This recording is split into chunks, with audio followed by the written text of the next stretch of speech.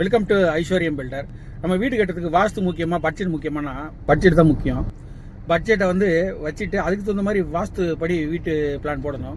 சில பேர் வாஸ்து படி வீட்டு பிளான் வேணும், இந்த மாதிரி சைஸில் வேணும்னு சொல்லிட்டு பட்ஜெட் அவங்கள்ட்ட இல்லாட்டி கூட அதை தாண்டி அவங்க ஒர்க் பண்ணுவாங்க. ஒர்க் பண்ணிட்டு அதுக்கப்புறம் அந்த வீடு கட்டுறதுக்கு கஷ்டப்பட்டு ஒருவேளை வாஸ்து தப்பாயிடுச்சோ அப்படின்னு சொல்லிட்டு மனக்குழப்பம் பண்ணிப்பாங்க.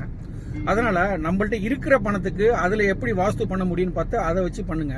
ஒருவேளை உங்களுக்கு வாஸ்து நம்பர்கள் இது பிடிக்கல, இதுதான் வேணும் அப்படின்னு நினைச்சீங்கன்னா, அப்போ பட்ஜெட் அதிகமாகுது காஸ்ட்ல அப்படின்னு நினைச்சீங்கன்னா அதுக்கு வெயிட் பண்ணி பணத்தை கொஞ்சம் சேர்த்துக்கிட்டு திருப்பி உங்களுக்கு நினைச்ச மாதிரி பிடிச்ச மாதிரி அந்த வாஸ்து முறைப்படி உங்க வீடை பண்ணிக்கோங்க. சில பேர் பணம் இல்லாட்டியும் எனக்கு இந்த மாதிரி பெரிய வாஸ்து வேணும்னு சொல்லிட்டு பெரிய வீடா போட்டுட்டு அதுக்கப்புறம் பணம் இல்லாம கஷ்டப்படுவாங்க. அது நிறைய 2-3 பேர் எனக்கு கிளைண்ட் அதை கவனிச்சேன். எக்ஸாம்பிளுக்கு இப்போ ஒரு 22க்கு 30 வாஸ்துபடி வீடு கட்டிக்கலாம்னு அவங்களோட பட்ஜெட்ல இருக்குன்னு வச்சுக்கோங்களேன். அவங்களுக்கு இடம் பெருசா இருக்கும்.